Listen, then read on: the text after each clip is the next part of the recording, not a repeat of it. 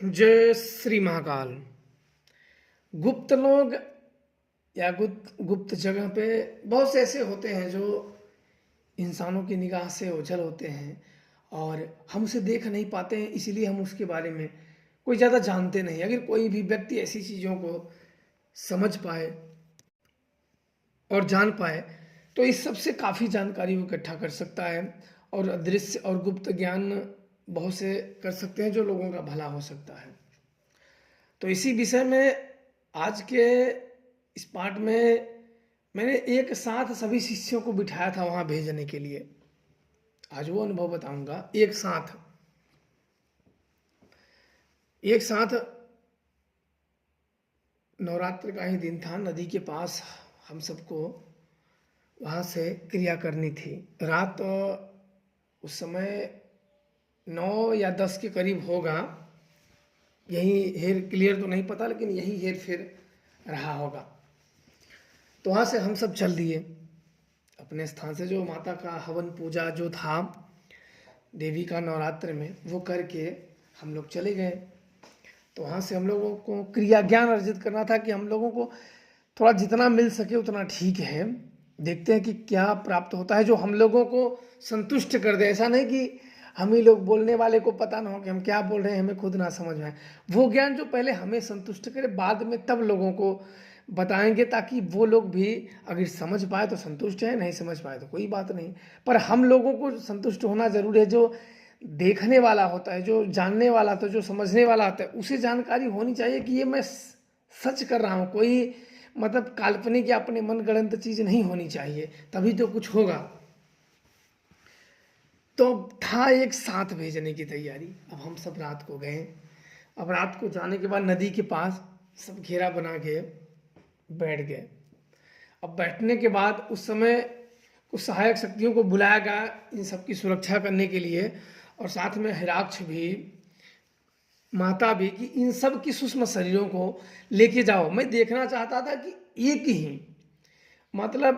ही बात जो मैंने जो देखा वो ये सब क्या देख पाते हैं कि नहीं देख पाते हैं। क्योंकि अधिकांश लोगों में क्या होता है कि वो अपने दिमाग की उपज बताते हैं। जैसे कोई किसी को देख रहा है या कोई जान रहा है या कुछ, तो अपने दिमाग की उपज बताते हैं। उनको कोई तंत्र का ज्ञान या कोई शक्तियों का ज्ञान नहीं होता है। वो अपनी दिमागी चीज जो लोगों के साथ सुने होते हैं, लोगों के साथ जाने होते हैं, या पढ़े लिखे होते हैं, या कुछ इस तरीके से जो दूसरों की होती हैं, उसमें अपना चीज उसमें ऐड करके, अपनी माइंड, अपने तौर तरीके, अपने चतुराई इस्तेमाल करके फिर लोगों के सामने प्रस्तुत करते रहते हैं। तो लोगों को समझ में नहीं आता, लोग विश्वास कर लेते हैं। तो ये चीज नहीं होनी चाहिए। अगर आप लोगों के पास देख विद्या है तो कोई भी व्यक्ति आपको तीन तंत्र के ज्ञानों में मूर्ख नहीं बना सकता है, क्योंकि आपको सीधे ही पता चल जाएगा कि ये असल में है क्या, ये ठीक है या कुछ और है, या हमें इससे बचना चाहिए।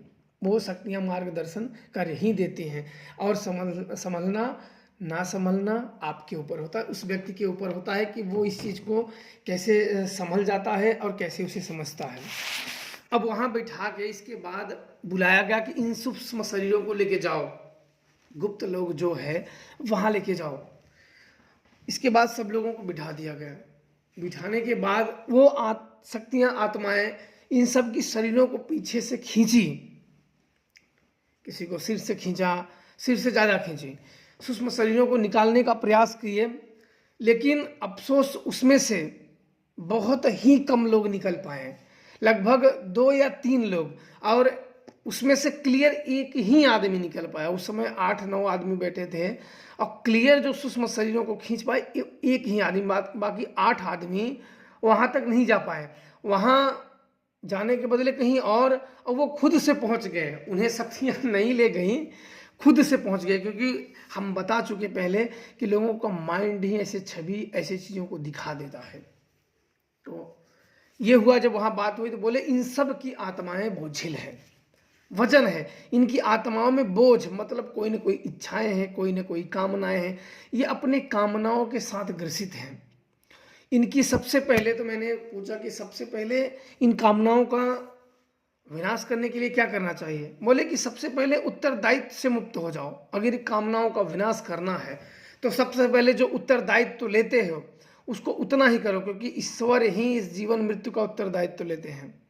इंसान अगर उत्तरदायित्व लेने लगे तो अपना उत्तरदायित्व तो खुद नहीं संभाल पा रहा है, दूसरों का क्या संभालेगा। जब वो दूसरों का उत्तरदायित्व लेता है तब वो भटक जाता है और बचने की कगार पे आ जाता है। कुछ लोग इसमें से, कुछ विद्वान लोग बच के भी निकल जाते हैं और कुछ निकल के भी बच जाते हैं। तो नहीं जा पाए। फिर वहाँ से जानकारी जो इकट्ठा हुई वो बहुत ही अद्भुत था।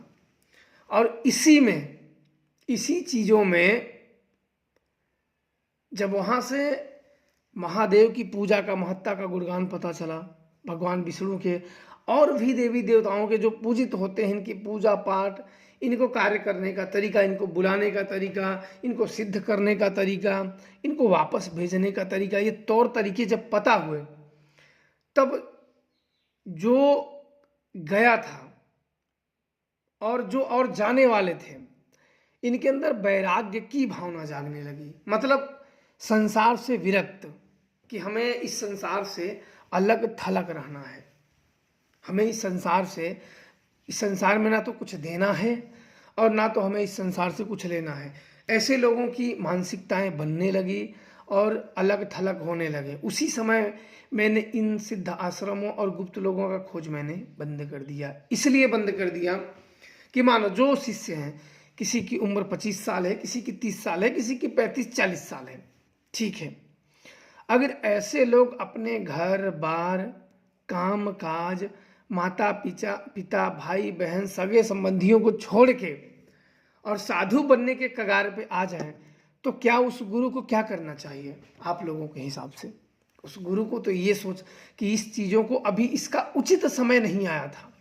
शक्तियों को जब बुलाया गया तो बोले इस ज्ञान का खोज का उचित समय नहीं आया था। और मुझे देखो, मैं आपको अपनी मन की बात बता रहा हूँ, मुझे यह खोज करना था कि ये सिद्ध आश्रम या गुप्त लोग होते हैं तो इन्हें निर्माण कैसे किए जाते हैं। मुझे सिर्फ निर्माण की खोज करना था, और जो कि मैं अपने मन गढ़ंत या आंख बंद करके नहीं खोज सकता था। वहाँ भेजना, वहाँ देखना, और वहाँ के साधु संत से, अगर वहाँ के पुण्य आत्माओं से अगर मदद मिले तो ही संभव है, अन्यथा ऐसे नहीं बनते हैं। आप लोग इतना ध्यान देना कि गुप्त लोग या सिद्ध आश्रमों में प्रवेश किसी के आश्रमों में नहीं कर सकते हो। कुछ शक्तियां ऐसे करा सकती हैं, वो भी वो साधु संत मान रखेंगे यदि उनका नियम उन पे लागू होता है। हम सब पे लागू नहीं। हम लोगों को अगर रहना है तो अलग ही नियम बनाने होते हैं। तब उसके बाद एक साधु से जब भेंट हुई, उसने कुछ चीज़ बताया, उसने साफ बताया। उस साधु ने, वहाँ जो गुप्त लोग में था, उसने साफ बोल दिया कि तुम्हारे लोगों की काम की चीज़ नहीं है। तो मुझे थोड़ा सा अजीब लगा कि भाई हम लोगों की चीज़ की ये काम क्यों नहीं है। तब उस साधु ने कहा कि ये निर्माण ये गुरु के ऊपर आधारित होता है। गुरु का, ये जो गुप्त आश्रम होते हैं, जो गुप्त लोग होते हैं, साधु संतों का लोग होते हैं, ये वहाँ का गुरु, वहाँ का मेन उस नियमों को बनाता है। वो खुद नियम बनाता है। वहाँ ना तो भविष्य रहते हैं ना तो भूतकाल रहते हैं, सिर्फ वर्तमान। जो नियम बना उसी नियम पे चलना होगा। जहाँ भूत है और भविष्य है, वर्तमान है, जहाँ तीनों है, वहाँ त्रिदेव की शक्ति काम करती है। वहाँ जाने के बाद मुझे यह पता चला कि जहाँ भूत भविष्य वर्तमान रहते हैं वहाँ त्रिदेव की शक्ति काम करती है, और जहाँ सिर्फ वर्तमान रहता है वहाँ महादेव की शक्ति काम करती है। और वहाँ के आश्रम या गुप्त लोग सिर्फ और सिर्फ महादेव की शक्ति से संचालित होते हैं। मैंने वो जाना, और आप लोग भी ये समझ जाइए तो अच्छी बात है। बाकी आप लोगों की जैसी इच्छा आप लोग कर सकते हो। ये गुप्त लोग और गुप्त आश्रम सिर्फ महादेव की शक्ति से संचालित होते हैं। और सारे चीज़ों का मैं निचोड़ अगर बताना चाहूँ आप लोगों को एक ही वर्ड में, तो वो सिर्फ और सिर्फ महादेव को जाता है। और उनके शक्ति में संहारक शक्ति महाकाली भी रहती है, क्योंकि वहाँ उच्च लेवल की जो पूजिता देवी होती हैं, जो मेन पूजी होती हैं, वो विनाशकारी देवी ही होती हैं, जो कि काफ़ी देवियाँ होती हैं। शमशानी शक्तियाँ भी निवास वहाँ करती हैं। इनके अलावा भी उनमें से मैंने काफ़ी शक्तियों, यहाँ उनका नाम तो नहीं लूँगा, जो कि वो सब देवियों का नाम गुप्त है और गुप्त ही रहना ही उचित होता है। तो वहाँ गुप्त और हाई और महातामसिक शक्तियाँ सुरक्षा के लिए विद्यमान होती हैं। पर हम लोग भी कुछ शक्तियों के पुजारी थे, और हमारे लोगों का मन निर्छल था। हम लोग किसी कामना की भावना से, बस इच्छा की भावना से और ज्ञान की भावना से ही गए थे। हम लोगों को कुछ लालच और लोभ की भावना नहीं थी। इसलिए हम लोग साधु संतों से, ना तो हम लोग ये तक भी नहीं माने कि जब मैं बुलाऊं आम इंसान, आम लोग, कोई जब शक्ति की साधना करता है तो वो सबसे पहले कोई ना कोई कामना रखता है, कोई ना कोई लालच रखता है। जब उसकी लालच और इच्छाएं पूरी नहीं होती है तब उसके अंदर द्वेष और लोभ बढ़ता है, और वही उसके पतन का कारण बनता है। क्यों? क्योंकि वो भक्ति करने नहीं आया था, वो तो अपनी स्वार्थ पूर्ति के लिए आया था, इसलिए वो असफल है।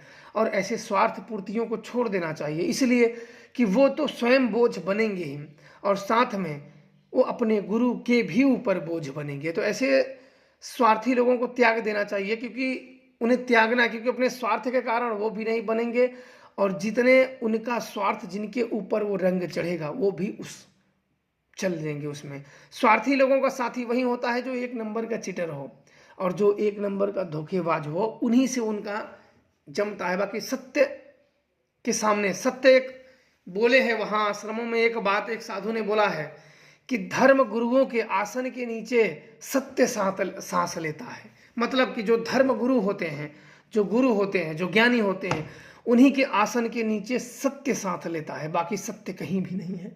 वहीं गुरुकुल चल रहा है, चाहे सत्संग चल रहा है, चाहे शिविर चल रहा है, चाहे योग ध्यान चल रहा है, चाहे ज्ञानियों का जो भी ज्ञान का उद्देश्य मार्ग चल रहा है, वहां सत्य सांस लेता है, बाकी अन्य जगह कुछ भी नहीं। वहां सिर्फ कली काल का प्रभाव है, वहां सिर्फ कली काल रहता है, और कली काल का प्रभाव व्यक्तियों को मृत्यु और कष्ट, समस्याएं, दुख, यही सब देता है। और आप लोग देख रहे हो कि क्या हो रहा है।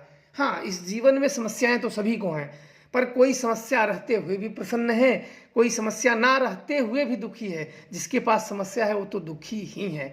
पर ज्ञानी वही हो, इस कलयुग भरी दुनिया में, इस मोह माया भरी दुनिया में कष्ट रहते हुए भी मन में किसी पर भी प्रकार के द्वेष नहीं होने चाहिए। मन एक प्रफुल्ल होना चाहिए, मन एक शांति होनी चाहिए।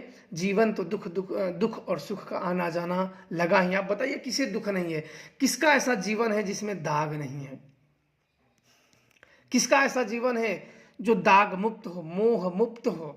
मोह हर किसी को रहता है, किसी को धन को, किसी को नाम की, किसी को शक्तियों की, किसी की कामनाओं की, किसी की शरीर की, किसी, ये इतने हैं कि हम शब्द में बोल ही नहीं सकते हैं। आप लोग अपने दिमाग से अपने तौर तरीके से समझ सकते हो, पर जिसका जैसा उचित मोह रहता है उसका वैसा दंड है। यहाँ हर व्यक्तियों के कर्म ही दंड के अधिकार बनते हैं। आप अगर किसी को अशब्द बोलोगे तो वही आपका कर्म बनता है और वही आपको विनाश का कारण बनता है, क्योंकि किसी को अशब्द बोलोगे वो शत्रु बनेगा। तो अपने ही प्रारब्ध, अपने ही कर्म होते हैं। कर्म ठीक करोगे, कर्म शुरू में ही जो सुधारना है सुधार लो, नहीं तो वही कर्म आपको जीवन भर झेलना होता है। इसलिए आप लोग ध्यान दो। और वहाँ भेजा गया सिद्ध आश्रमों में, अब सिद्ध आश्रमों की जानकारी आप लोगों को दे रहा हूँ और ध्यान से सुनना। तो अगले पार्ट में आप लोगों को और जानकारी दी जाएगी। खुश रहो, प्रसन्न रहो। जय श्री महाकाल।